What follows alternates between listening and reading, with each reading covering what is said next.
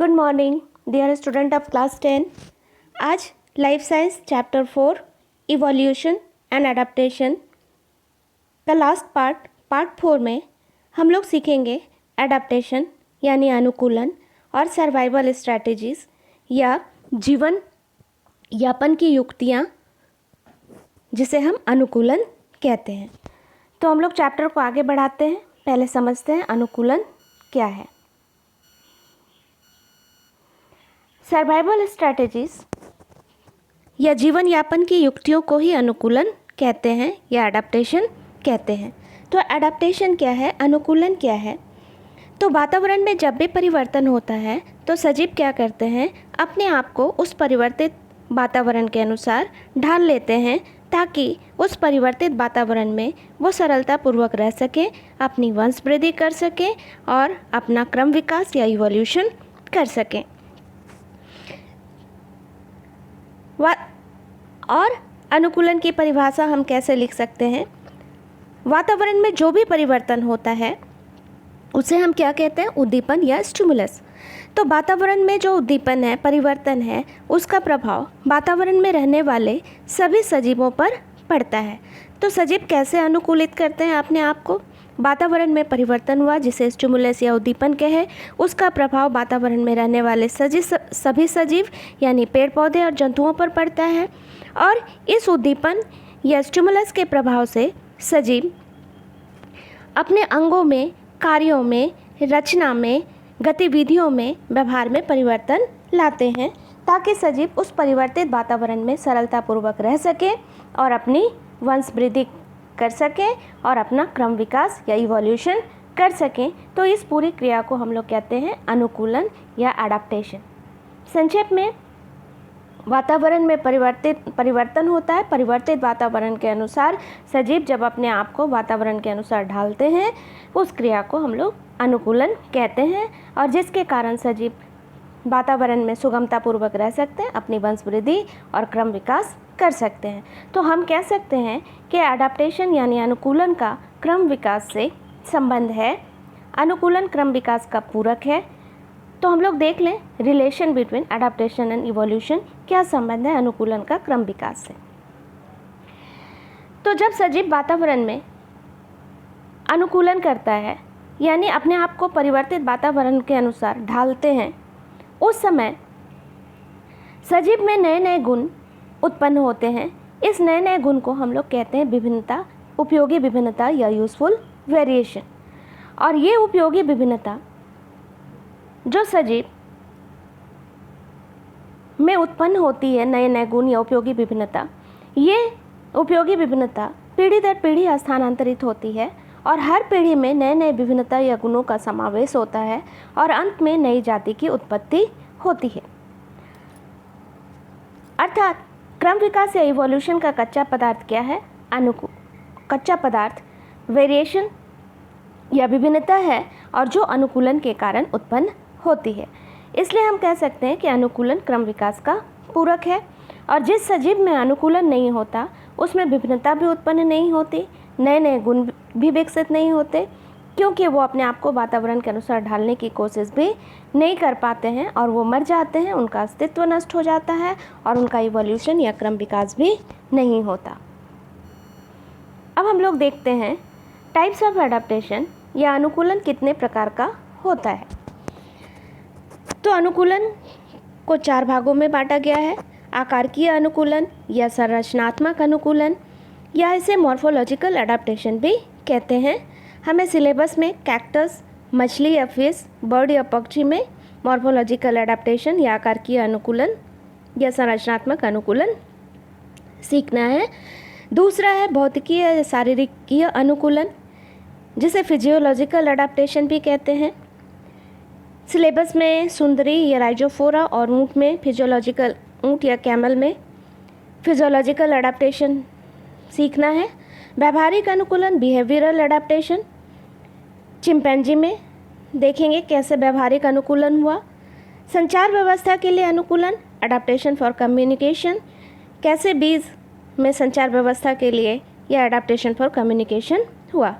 तो स्टार्ट करते हैं। पहला एडाप्टेशन मॉर्फोलॉजिकल एडाप्टेशन, या जिसको आकारकीय या संरचनात्मक अनुकूलन भी कहते हैं। और हमें सीखना है कैक्टस में, मछली में और पक्षी में मॉर्फोलॉजिकल एडाप्टेशन या आकारकीय अनुकूलन। तो सबसे पहले कैक्टस या नागफनी में देखते हैं क्या क्या आकारकीय मॉर्फोलॉजिकल एडाप्टेशन हुआ और क्यों हुआ। कैक्टस या नागफनी का पौधा मरुस्थलीय वातावरण में उगता है। मरुस्थलीय वातावरण मतलब जहाँ बालू अधिक है, पानी की कमी है, तापमान अधिक है, वातावरण शुष्क है, दिन में अधिक तापमान और रात में उतना ही कम तापमान। और मरुस्थलीय वातावरण में उगने वाले पौधे को हम लोग जीरोफाइट पौधा भी कहते हैं। जीरोफाइटिक पौधे का उदाहरण है कैक्टस, एकासिया या बबूल, फनीमनसा, ये सब जीरोफाइटिक पौधे हैं। मरुस्थलीय वातावरण या शुष्क वातावरण और जल की कमी के कारण इस पौधे में कई मॉर्फोलॉजिकल या संरचनात्मक अनुकूलन हुए। वो अपने जीवन यापन के लिए क्या क्या युक्तियाँ अपनाए कैक्टस का पौधा उस वातावरण में रहने के लिए, इसको हम लोग देख लेते हैं। तो कैक्टस का चित्र उतना अच्छा नहीं बना, फिर भी यहाँ समझने के लिए पहले हम लोग कैक्टस का जड़ देख लेते हैं। कैक्टस मरुस्थलीय वातावरण में उगने वाला पौधा, ज़ेरोफाइटिक पौधा, इसे जल की कमी हो रही है, तो वो क्या क्या युक्तियाँ अपना रहा है उस वातावरण में रहने के लिए, क्या क्या अनुकूलन कर रहा है, मॉर्फोलॉजिकल एडाप्टेशन। तो सबसे पहले कैक्टस की जड़ में अनुकूलन देख रहे हैं। कैक्टस का जो जड़ है बहुत विकसित होता है और ये बहुत गहराई तक जाता है ज़मीन में। स्वच्छ फ्रेश वाटर गहराई में जाता है पानी की तलाश में, उसको पानी मिल सके, इसलिए इसका जड़ बहुत ही विकसित होता है। इसमें कौन सा जड़ पाया जाता है? इसके जड़ को टैपरूट सिस्टम या मूसलाधार तंत्र कहते हैं। मूसलाधार तंत्र क्यों कहते हैं? तो जो जड़ बीज से निकल करके सीधे ज़मीन में जाता है गहराई में पानी की खोज में, उस जड़ को हम लोग बोलते हैं प्राथमिक जड़ या प्राइमरी रूट। प्राइमरी रूट से शाखा के समान जड़ें निकलती है, इसे सेकेंडरी रूट या द्वितीयक जड़ कहते हैं। और द्वितीयक जड़ से जो शाखा जड़ निकलती है उसको हम लोग बोलते हैं तृतीयक जड़ या टर्सरी रूट। तो मूसलाधार तंत्र या मूसला जड़ में 3 जड़ पाए जाते हैं, प्राथमिक जड़, द्वितीयक जड़ और तृतीयक जड़। प्राथमिक जड़ जमीन में गहराई तक जाता है, द्वितीयक और तृतीयक जड़ जमीन की सतह पर पौधे को सहारा देता है। तो इसमें प्राथमिक जड़ भी काफ़ी विकसित होता है, यह जमीन की गहराई में जाता है पानी की तलाश में, क्योंकि इस पौधे को पानी की कमी हो रही है। और इसके प्राथमिक जड़ पे रूट कैप या मूल टोप जैसी रचना पाई जाती है, जो जड़ को मिट्टी में नीचे वृद्धि के समय में मिट्टी के घर्षण से बचाता है। और जड़ के ऊपर असंख्य छोटे छोटे रोम जैसी रचना पाई जाती है, हेयर्स लाइक स्ट्रक्चर, जिसे मूल रोम या रूट हेयर कहते हैं, जो पौधे को मिट्टी से पानी या खनिज लवण अवशोषित करने में सहायता करता है। और जड़ में संवहन ऊतक यानी जाइलम और फ्लोएम भी पूर्ण रूप से विकसित होते हैं। अब हम लोग देख लें कैक्टस की पत्ती में क्या अनुकूलन हुआ। तो ये कांटे जैसी रचना जो दिख रही है, ये क्या है? कैक्टस का कांटा है या पत्ती है? तो ये कैक्टस का पत्ता है जो कांटे में बदल गया। तो कैक्टस की पत्ती में क्या अनुकूलन हुआ? क्योंकि पत्ती में साधारणतः छोटे छोटे छिद्र पाए जाते हैं, जिसे हम लोग स्टोमाटा कहते हैं। और पौधे को जब आवश्यकता से अधिक जल मिल जाता है, मतलब 100% जल अगर पौधा मिट्टी से अवशोषित करता है, तो उसमें से सिर्फ 3% पानी को वो अपने जैविक कार्यों में उपयोग में लाता है। बाकी 97% जो पानी है पौधे में आवश्यकता से अधिक हो जाता है। तो पौधे के लिए वो 97% जो वाटर है वो उसका एक्सक्रीटरी प्रोडक्ट हो गया। तो पौधे उस आवश्यकता से अधिक जल को वाष्प के रूप में पत्तियों के स्टोमाटा छिद्र के द्वारा बाहर निकाल देते हैं। इस क्रिया को हम लोग बाष्पोत्सर्जन या ट्रांसपिरेशन कहते हैं। तो इस पौधे को पानी की कमी है, इसे पानी कम मिलता है, तो ये पौधा क्या करेगा? बाष्पोत्सर्जन की क्रिया को रोकना चाहेगा, अपने अंदर जो भी पानी है उसको क्षय होने से रोकना चाहेगा। तो ये पौधा क्या करता है? बाष्पोत्सर्जन की क्रिया पत्ती में स्टोमाटा छिद्र के द्वारा होती है। तो ये पौधा क्या किया, कैक्टस का पौधा शारीरिक अनुकूलन पत्ती में पत्तियों को पत्तियाँ इसमें कांटे में बदल जाती है। तो पत्तियाँ अगर कांटे में बदल जाती है तो बाष्पोत्सर्जन की क्रिया क्या हो जाएगी, रुक जाएगी, पौधे से पानी का क्षय कम होगा। कुछ जेरोफाइटिक पौधा होता है जिसमें पत्तियाँ होती है, छोटी होती है, मोटी होती है, चमकदार होती है, क्योंकि पत्तियों के ऊपर मोम की क्यूटिकल की बनी हुई परत होती है, वो भी बाष्पोत्सर्जन की क्रिया को रोकती है। और कुछ पौधे जैसे कैक्टस में पत्तियां कांटे में बदल गई, कुछ पौधे में पत्तियां हैं तो मोटी है, रसदार है, चमकदार है, उसमें क्यूटिकल है जो बाष्पोत्सर्जन की क्रिया को रोक रहा है। और स्टोमाटा रहता भी है तो अंदर की तरफ धंसा हुआ रहता है, जिसे संकन स्टोमाटा कहते हैं, वो भी बाष्पोत्सर्जन की क्रिया को कम करता है। एकासिया बबूल का पौधा, ये भी शुष्क मरुस्थलीय वातावरण में उगने वाला पौधा है, इसे भी पानी की कमी होती है। तो ये पौधा अपनी पत्ती को क्या करता है, गिरा देता है और इस तरह से बाष्पोत्सर्जन की क्रिया को रोकता है। तो पत्तियां कांटे में बदल गई, कैक्टस में मॉर्फोलॉजिकल अडेप्टेशन हुआ। क्यों पत्तियां कांटे में बदल गई, बाष्पोत्सर्जन या ट्रांसपिरेशन की क्रिया को रोकने के लिए और जल के क्षय को कम करने के लिए। इसके बाद अब पत्ती तो नहीं है, किंतु पौधे का मुख्य काम पत्ती भी करती है, प्रकाश संश्लेषण, भोजन बनाने का काम। तो कैक्टस अपनी पत्ती को कांटे में तो बदल दिया बाष्पोत्सर्जन की क्रिया को कम करने के लिए, किंतु पत्ती का मुख्य काम है प्रकाश संश्लेषण का, भोजन बनाने का। वो काम कौन करेगा, तो कैक्टस के तने में भी शारीरिक क्रिया अनुकूलन या मॉर्फोलॉजिकल अडेप्टेशन होता है। तो देख लें कैक्टस के तने में कैसे हो रहा है स्टेम में मॉर्फोलॉजिकल अडेप्टेशन। तो जब कैक्टस अपनी पत्तियों को कांटे में बदल देता है बाष्पोत्सर्जन की क्रिया को रोकने के लिए, तो उस समय पत्ती का कार्य प्रकाश संश्लेषण या भोजन बनाने का काम कौन करेगा। तो ये जो ग्रीन कलर का चपटा मांसल हरा रचना जो दिखाई दे रहा है, वो वास्तव में कैक्टस का तना है जो पत्ती में बदल जाता है। कैक्टस का तना चपटा हरा और मांसल रचना में कैसे बदल गया, तो वो अतिरिक्त मात्रा में जल को अवशोषित करने का काम भी करता है, जिसके कारण वो चपटा हो जाता है, मांसल और हरी रचना में बदल जाता है। तो तना पत्ती की रचना में बदल जाती है। कैक्टस में तना को पत्ती में बदलने की क्रिया को हम लोग क्या कहते हैं, फाइलोक्लेड। अब इस पत्ती के द्वारा वो प्रकाश संश्लेषण का कार्य करता है और साथ में ये पत्ती जल संचय का कार्य भी करती है। इसके बाद अभी हम बताए थे एकासिया या बबूल का पौधा जो मरुस्थलीय वातावरण में उगता है, वो बाष्पोत्सर्जन या जल क्षय की क्रिया को कम करने के लिए अपनी पत्तियों को गिरा देता है, क्योंकि पत्तियों के स्टोमाटा छिद्र से ही बाष्पोत्सर्जन की क्रिया होती है। तो उसमें प्रकाश संश्लेषण की क्रिया अब किससे होगी, पत्तियां गिर गई तो वो उस पौधे में पत्ती का डंठल या पर्णवृंत या पेट्यूल जो है वो पत्ती का आकार ग्रहण कर लेता है और यहाँ पर पर्णवृंत को पत्ती में बदलने की क्रिया को फाइलोड कहते हैं।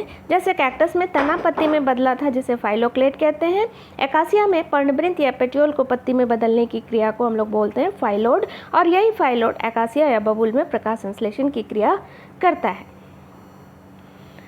अब हम लोग देख लें मॉर्फोलॉजिकल अडेप्टेशन इन फिश, मछली में आकार की अनुकूलन।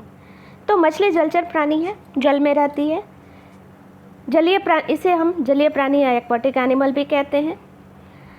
अब इसे जल में तैरना है तो इसके शरीर के आकार में क्या अनुकूलन हुआ, मछली का शरीर नौकाकार है। पहला अनुकूलन अपने शरीर के आकार का नौकाकार, जिसके कारण वो नौकाकार या स्ट्रीमलाइन बॉडी हो जाता है, जिससे जब वो पानी में तैरती है तो पानी के प्रतिरोध को कम करती है। इसके अलावा जलीय प्राणी है तो इसमें श्वसन के लिए श्वसन अंग जो होता है, मछली का श्वसन अंग क्या है, गिल्स या गलफड़। इसके अलावा मछली के शरीर में पार्श्व भाग या पीठ के भाग पर बीचों बीच एक काले रंग की धारी पाई जाती है, जिसे लैटरल लाइन या पार्श्व रेखा कहते हैं। मछली का संवेदी अंग नहीं होता है। यही पार्श्व रेखा या लैटरल लाइन मछली में संवेदी अंग का काम करती है। और इसके द्वारा संवेदी अंग का काम कैसे करती है, तो इसके द्वारा मछली को तापमान का, दबाव का, शत्रु के आक्रमण का, भोजन का अनुभव होता है। और मछली का पूरा शरीर स्केल्स या चोटे से ढका रहता है, जिससे पानी में वो आसानी से तैरते समय स्लिप करती है, आसानी से तैरती है। तो ये सब जो आकार की अनुकूलन हम लोग देख रहे हैं मछली में,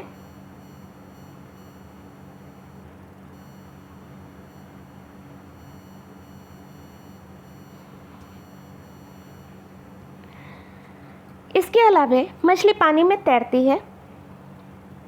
तो तैरने के लिए इसमें क्या क्या अनुकूलन हो रहा है इसके शरीर की रचना में, शारीरिक अनुकूलन।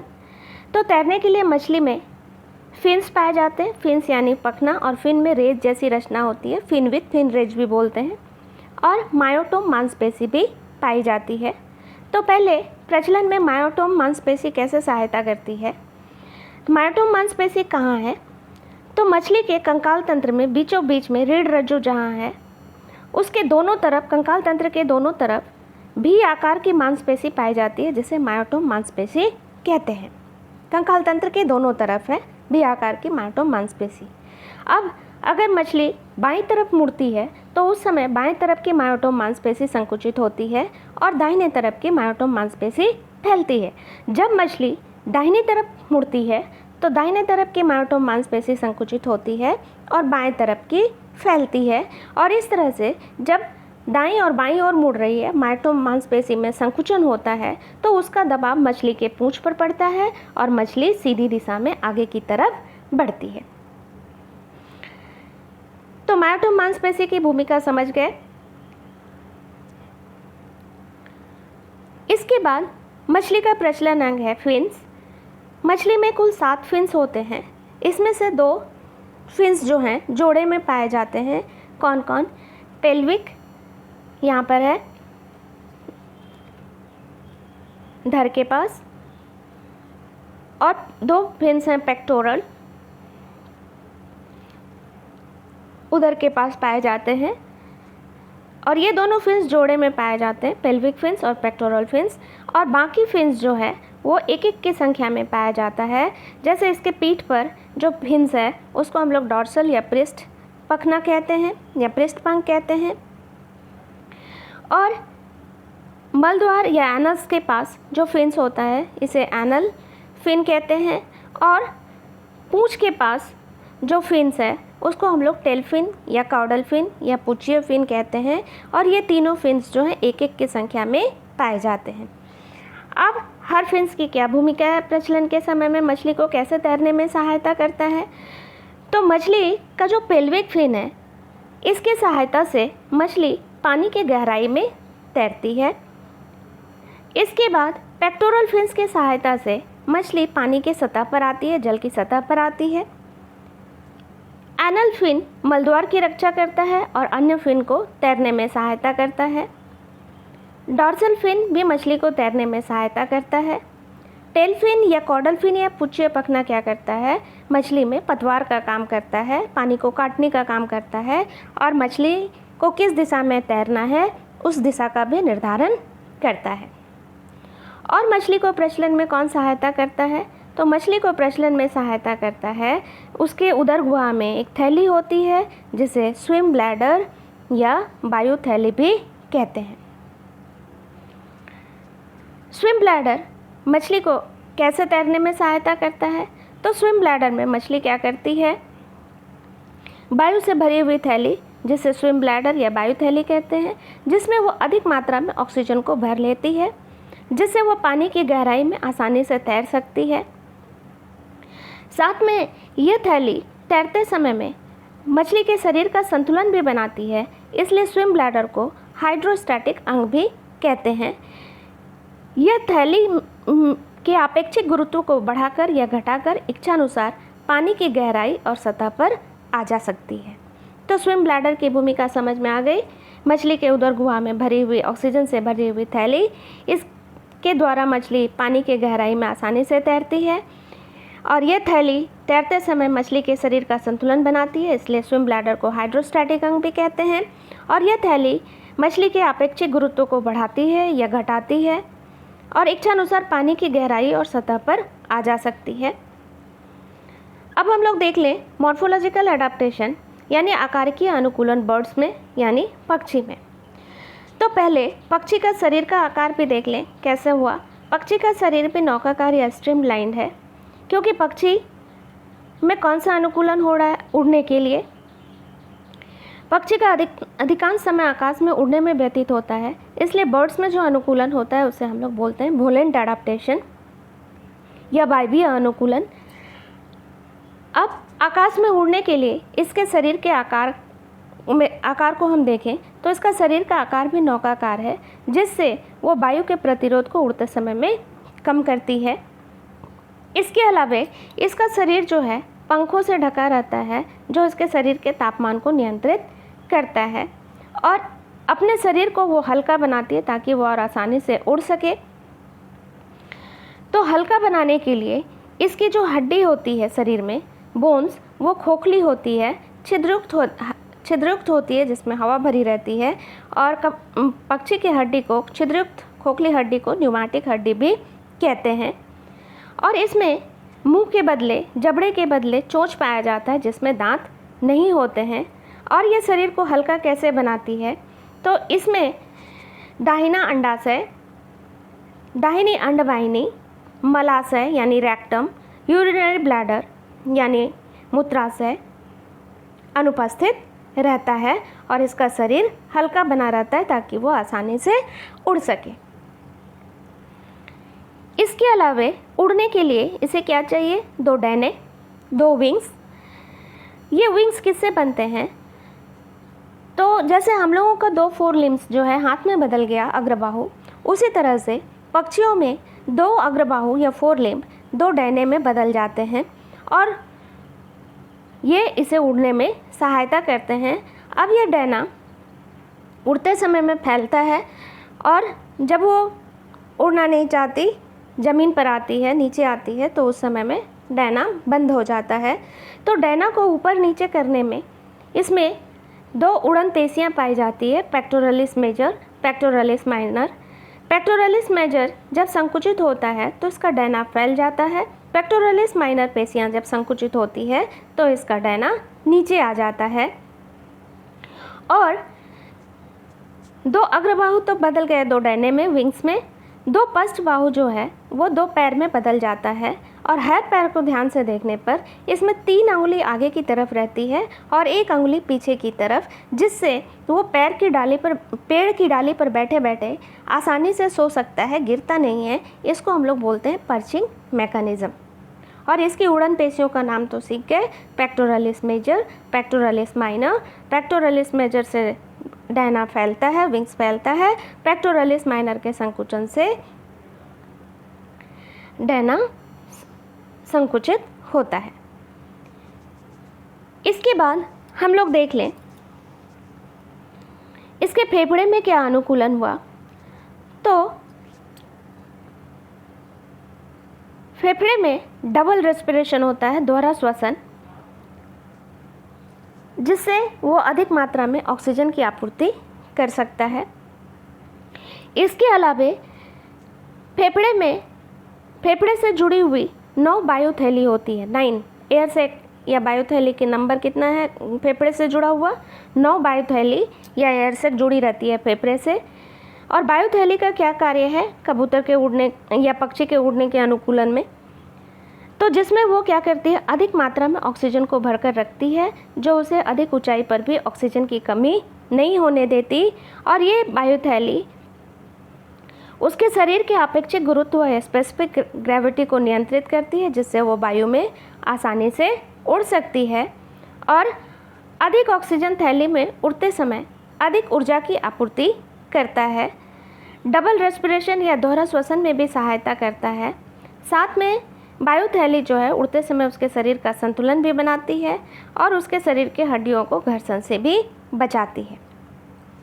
तो फेफड़े में क्या अनुकूलन हुआ वो हम लोग देख लिए। फेफड़े में वायुकोष का क्या रोल है, पक्षियों के उड़ने में कैसे कैसे सहायता कर रही है। अब हम लोग देख लें, इसके मुंह में जबड़े या दांत नहीं होते, उसकी जगह चोंच होती है। तो वो अनाज खाता है तो अनाज कहाँ पीसेगा, तो उसके आमाशय में गिज़र्ड होता है जो भोजन को पीसने का काम करता है।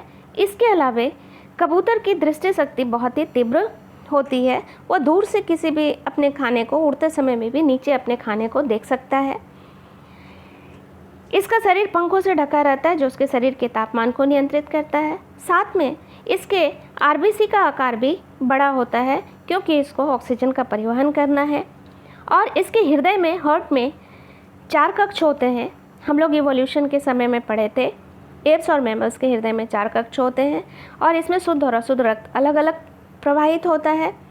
इसलिए इसके हार्ट को डबल सर्कुलेशन कहते हैं। दोनों शुद्ध और अशुद्ध रक्त ऑक्सीजनेटेड और डीऑक्सीजनेटेड ब्लड का परिवहन का रास्ता अलग अलग, पथ अलग अलग। और हृदय में 4 कक्ष, 2 आलिंद और 2 निलय, 2 ऑरिकल एंड 2 वेंट्रिकल। हृदय के ऊपरी भाग को कहते हैं आलिंद और निचले भाग को कहते हैं निलय या वेंट्रिकल। अब हम लोग देख लें फिजियोलॉजिकल अडेप्टेशन या भौतिकीय अनुकूलन सुंदरी या राइजोफोरा में एंड कैमल या ऊंट में।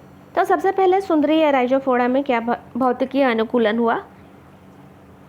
सुंदरी या राइजोफोरा प्लांट कहाँ उगता है, तो ये पौधा समुद्र के किनारे नमकीन दलदली मिट्टी में उगता है। इसलिए सुंदरी या राइजोफोरा वनस्पति को हम लोग हेलोफाइट या मृदोद्भिद भी कहते हैं। और नमकीन मिट्टी या सलाइन मिट्टी, सलाइन सॉयल को हम लोग फिजियोलॉजिकली ड्राई सॉयल कहते हैं या भौतिकीय सूखी मिट्टी कहते हैं। क्यों? क्योंकि यह मिट्टी तो समुद्र के किनारे है। समुद्र के किनारे होने के कारण ये मिट्टी भी नमकीन और इसमें उपस्थित जो पानी है वो भी नमकीन है। और नमकीन होने का कारण है कि पानी में लवण की मात्रा बहुत अधिक होती है, तो इस मिट्टी में भी लवण युक्त पानी पाया जाता है और पौधे इस पानी को मिट्टी से अवशोषित नहीं कर सकते हैं। इसलिए इस मिट्टी को फिजियोलॉजिकली ड्राई सॉयल कहते हैं। तो कुछ हेलोफाइटिक वनस्पति जो नमकीन या दलदली मिट्टी में उगती है समुद्र के किनारे, पूरे हेलोफाइटिक वनस्पति को मैंग्रोव वनस्पति कहते हैं, जैसे राइजोफोरा, सुंदरी, गरान। सुंदरबन का नाम सुंदरी वनस्पति के नाम पर ही पड़ा है क्योंकि वहाँ पर सुंदरी वनस्पति, मैंग्रोव वनस्पति बहुत ज़्यादा पाई जाती है। अब सुंदरी को भी क्या क्या अनुकूलन क्यों करना पड़ रहा है, क्या जीवन की युक्तियाँ अपना रहा है, क्योंकि उसको भी वातावरण में रहने के लिए स्ट्रगल करना है। पानी की कमी है, नमकीन मिट्टी में उगता है, दलदली मिट्टी है, तो वहाँ पर वो किस तरह से अनुकूलन कर रहे हैं भौतिकीय या फिजियोलॉजिकल अडेप्टेशन। तो पहले इसके जड़ में देख लें क्या क्या फिजियोलॉजिकल अडेप्टेशन हुआ। तो पहला जड़ में जो अनुकूलन हुआ वो है न्यूमैटोफोर या श्वसन जड़। क्योंकि इसका जड़ जो मिट्टी के अंदर रहता है, तो मिट्टी नमकीन है, उसमें लवण की मात्रा अधिक है और उस मिट्टी में ऑक्सीजन की कमी है। तो जड़ भी सजीव कोशिका है, उसमें श्वसन की क्रिया होती है, तो उसे उस मिट्टी के अंदर उसे ऑक्सीजन नहीं मिलता श्वसन की क्रिया करने के लिए। तो क्या होता है, पौधे की जड़ें ज़मीन के ऊपर निकल जाती है। जड़ें तो ज़मीन के नीचे बढ़ती है किंतु इसमें जड़ें ज़मीन के ऊपर आ जाती है खूंटी के समान। और इस जड़ में असंख्य छोटे छोटे छिद्र पाए जाते हैं जिसे न्यूमैटोफोर कहते हैं। और इस न्यूमैटोफोर के द्वारा वो वायु से ऑक्सीजन को ग्रहण करके श्वसन की क्रिया करता है। इसलिए सुंदरी के जड़ में न्यूमैटोफोर जो उसको श्वसन करने में सहायता करता है, वायु से ऑक्सीजन को ग्रहण करने में सहायता करता है, इसलिए इस जड़ को हम लोग श्वसन जड़ भी कहते हैं। सुंदरी में श्वसन जड़ पाया जाता है या श्वसन मूल पाया जाता है। और यहाँ पे जड़ें धनात्मक ऋणात्मक गुरुत्वानुवर्तन या निगेटिव जियोट्रॉपिक गति दिखा रही है, गुरुत्वाकर्षण बल के विपरीत दिशा में ऊपर की तरफ ज़मीन के ऊपर आ रही है। इसके बाद दूसरा जड़ है, इसके जड़ में दूसरा फिजियोलॉजिकल अडेप्टेशन हुआ स्टिल्ट जड़। ये पौधा दलदली मिट्टी में उगता है, तो जड़ का काम है पौधे को मिट्टी में स्थिर रखना, सीधा रखना, किंतु दलदली मिट्टी में होने के कारण पौधा सीधा खड़ा नहीं रह सकता, तो इसमें स्टिल्ट जड़ें निकल रही है। मतलब यहाँ पे ग्रीन कलर से दिखाए हैं, तने के नीचे से क्षैतिज आकार की जड़ें निकलती है, ज़मीन से जुड़ जाती हैं, नीचे की तरफ जाती है, जो पौधे को दलदली मिट्टी में भी सीधा खड़ा रहने में सहायता करती है। इसके अलावा जड़ में रूट बट्रेस या अधिमूल पाया जाता है, जो अवस्थानिक जड़ें हैं, ये तने से निकलती है और ये भी पौधे को दलदली मिट्टी में सहारा देती है, जिससे पौधा दलदली मिट्टी में भी सीधा खड़ा रहता है। अब सुंदरी पौधे के तने में, स्टेम में क्या अनुकूलन हुआ, फिजियोलॉजिकल अडाप्टेशन। तो इसके तने की लंबाई छोटी होती है, तने का आकार गुंबद के जैसा हो जाता है और तना काष्ठीय होता है, इससे अच्छी मात्रा में लकड़ी प्राप्त हो सकती है। शाखा युक्त भी होता है और तने में यांत्रिक और संवहन ऊतक विकसित होते हैं। यांत्रिक में कोलेनकाइमा ऊतक, ये पौधा समुद्र के किनारे नमकीन मिट्टी में उगता है और मानसून भी समुद्र में उठता है, तो ये अधिकतर पौधा मानसून के प्रकोप को ज़्यादा झेलना पड़ता है, जिससे स्थल पे मानसून का प्रकोप कम हो जाए। तो इसमें कोलेनकाइमा यांत्रिक ऊतक काफ़ी विकसित होते हैं, जिसके कारण पौधा मैक्सिमम झुक जाता है, फिर वो अपनी पुनर्स्थिति में, पहली वाली स्थिति में आ जाता है। और संवहन ऊतक जाइलम और फ्लोएम भी इसके तने में पूर्ण रूप से विकसित होते हैं। और तने के ऊपर भी मोम की या क्यूटिकल की बनी परत होती है, क्योंकि इस पौधे को भी पानी की कमी झेलनी पड़ती है। नमकीन मिट्टी, नमकीन पानी, ये पौधा पानी को अवशोषित नहीं कर सकता है, तो बाष्पोत्सर्जन को रोकने के लिए तने के ऊपर मोम की मोटी क्यूटिकल की परत होती है।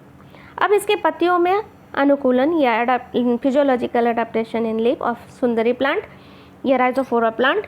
तो पत्तियाँ इसकी कैसी होती है, छोटी, मोटी और चमकदार होती है। चमकदार मतलब इसके पत्तियों पर भी मोम या क्यूटिकल की मोटी परत होती है, जो बाष्पोत्सर्जन की क्रिया को रोकती है। और पत्तियों में स्टोमाटा रहता है, तो वो अंदर की ओर धंसा हुआ रहता है, जिसे संकन स्टोमाटा कहते हैं, और ये भी पत्तियों से बाष्पोत्सर्जन की क्रिया को कम करता है और जल के क्षय को रोकता है। और एक फिजियोलॉजिकल अडेप्टेशन जो सुंदरी में है, मोस्ट इम्पॉर्टेंट है, जिसे हम लोग बोलते हैं विविपेरस या जरायुज अंकुरन। इसका बीज अगर मिट्टी में गिरता है तो उसका अंकुरन नहीं होगा, क्योंकि मिट्टी नमकीन है और बीज के अंकुरन के लिए 3 कंडीशन चाहिए: हवा में ऑक्सीजन, प्रकाश और जल। तो जल की कमी के कारण भी और लवण की अधिकता के कारण इसका बीज मिट्टी में अंकुरित नहीं होता। तो बीज कहाँ अंकुरित होता है? जब पेड़ से फल लटका रहता है, फल के अंदर बीज उसी समय अंकुरित हो जाता है। तो इस तरह के बीज के अंकुरन को, जब पेड़ में फल लगा हुआ है उसी समय अंकुरित होना, इस तरह के अंकुरन को हम लोग बोलते हैं विविपेरस या जरायुज अंकुरन।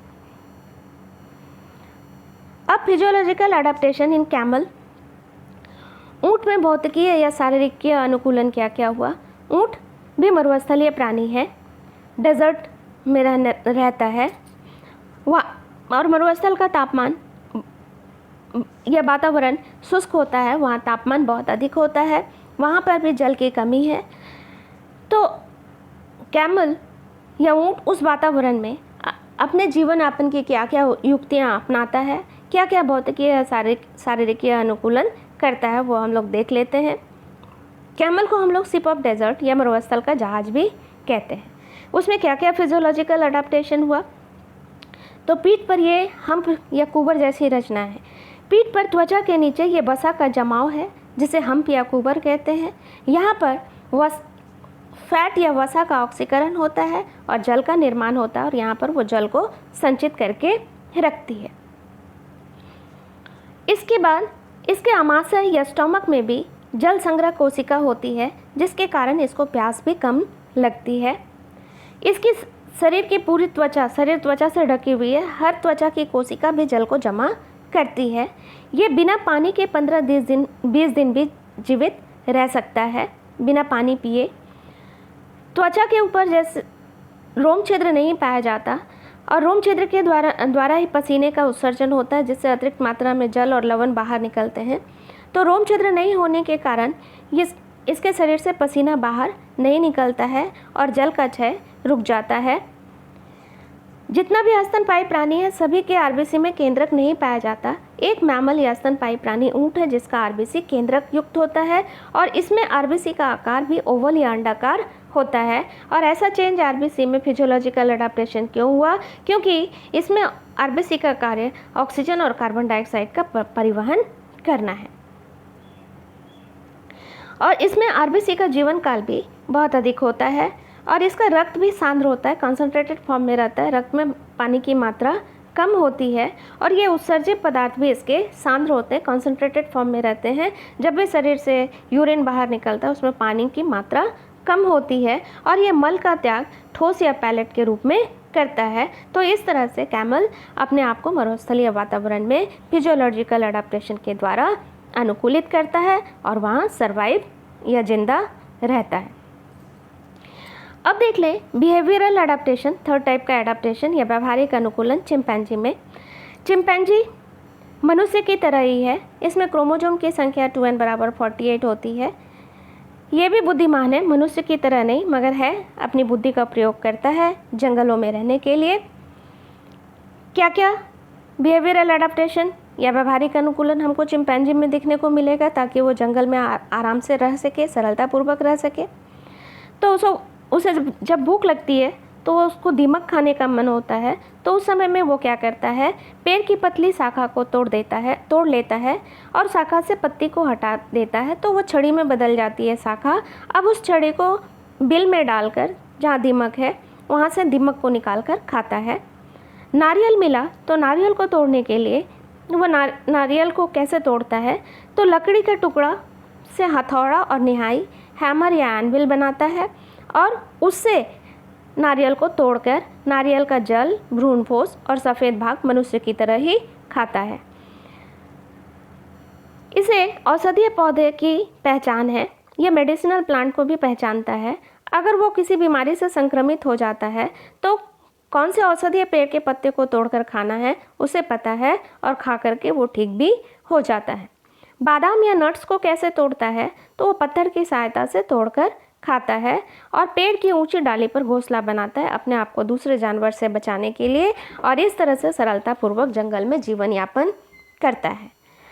अब हम लोग देख लें कम्युनिकेशन अडेप्टेशन या संचार व्यवस्था के लिए अनुकूलन मधुमक्खी में, बीज में। तो मधुमक्खी, एक श्रमिक मधुमक्खी दूसरे श्रमिक मधुमक्खी को कम्युनिकेट करती है भोजन के स्रोत के बारे में, फूड सोर्स के बारे में। फूड सोर्स नज़दीक में है या दूर में है, कैसे कम्युनिकेट करती है, कैसे सूचना देती है दूसरे श्रमिक मधुमक्खी को, तो नृत्य करके या डांस करके। और दो तरह का डांस करती है, एक है राउंड डांस या गोल नृत्य, दूसरा है वेगल डांस। अगर एक श्रमिक मधुमक्खी छत्ते के पास आकर यूँ गोल गोल घूमती है यानी गोल नृत्य करती है तो वो दूसरे श्रमिक मधुमक्खी को बता रही है कि भोजन का स्रोत या फूल का रस नज़दीक में है। और जब छत्ते के पास आकर यूँ 8 अंक बना करके इस तरह से अपने उदर को इधर उधर घुमा करके नृत्य करती है तो उस नृत्य को कहते हैं वेगल नृत्य। और इस नृत्य के द्वारा दूसरे श्रमिक मधुमक्खी को सूचित करती है कि भोजन का स्रोत या फूल का रस दूर में है। अब इस चैप्टर से कुछ बातें हैं जो याद रखने योग्य है, थिंग्स टू रिमेंबर। उड़ने वाला स्तनपायी प्राणी या mammals that can fly, platypus चमगादड़ की प्रजाति है। एक स्तनपायी प्राणी तो बच्चे को जन्म देती है मैमल्स, किंतु कुछ स्तनपायी प्राणी हैं जो अंडे देते हैं, जैसे इकिडना। फेफड़ा युक्त मछली का श्वसन अंग है लंग्स, श्वसन अंग है गिल्स या गल्फर। किंतु कुछ मछली है जो पानी में रहती है, वह स्तनपायी वर्ग की है, जैसे व्हेल है, प्रोटोप्टेरस है, उसका श्वसन अंग है लंग्स या फेफड़ा। व्हेल और प्रोटोप्टेरस पहले स्तनपायी वर्ग के प्राणी हैं, ये पहले ज़मीन पर रहते थे, उनका प्राइमरी अडेप्टेशन हुआ था, प्राथमिक अनुकूलन हुआ था ज़मीन पर रहने के लिए। बाद में उनका द्वितीयक अनुकूलन या सेकेंडरी अडेप्टेशन वो लोग कर लिए पानी में रहने के लिए। कुछ पक्षी हैं जो उड़ नहीं सकते, birds that can not fly, kiwi, penguin, emu, शुतुरमुर्ग या ऑस्ट्रिच। अब थोड़ा देख लें कन्वर्जेंट अडेप्टेशन या केंद्राभिमुख अनुकूलन किसे कहते हैं। तो जब विभिन्न वर्ग के प्राणी एक ही वातावरण में रहने के लिए अनुकूलित हो जाते हैं तो उसे हम लोग केंद्राभिमुख या कन्वर्जेंट अडैप्टेशन कहते हैं। जैसे स्तनपायी वर्ग मैमल्स का व्हेल, सरीसृप कुछ सांप है जो पानी में रहता है, उभयचर वर्ग मेढक के कुछ प्रजाति जो जल में रहती है। तो अलग अलग वर्ग के प्राणी जब एक ही वातावरण में रहने के लिए अनुकूलित हो जाते हैं तो उस तरह के अनुकूलन को कन्वर्जेंट अडैप्टेशन या केंद्राभिमुख अनुकूलन कहते हैं। और डाइवर्जेंट अडैप्टेशन या विभिन्नमुख अनुकूलन, जब एक ही वर्ग का प्राणी अलग अलग वातावरण में रहने के लिए अनुकूलित होता है। जैसे स्तनपायी वर्ग के विभिन्न प्राणी मैमल्स का मैन, व्हेल, बंदर, प्लेटिपस अलग अलग वातावरण में रहने को अनुकूलित हो रहे हैं, इस तरह से अलग अलग वातावरण में जा रहे हैं, तो इसको हम लोग बोलते हैं विभिन्नमुख या डाइवर्जेंट अडैप्टेशन। जैसे मनुष्य स्थल पे रहता है, व्हेल जल में अनुकूलित हो गई रहने के लिए, बंदर पेड़ पे रहता है, प्लेटिपस भी पेड़ पे उड़ सकता है। इस तरह से अनुकूलन को मैंने समझाने की कोशिश की और इस तरह से विभिन्न प्रकार के अनुकूलन, विभिन्न विधियों के द्वारा अनुकूलन और सभी प्राणी अपने अपने वातावरण में सुगमतापूर्वक रह सकते हैं और अपना जीवन यापन करते हैं, वंश वृद्धि करते हैं और क्रम विकास करते हैं। तो समझाने की कोशिश की, सुनने के बाद हो समझ में आ जाएगा। Thank you.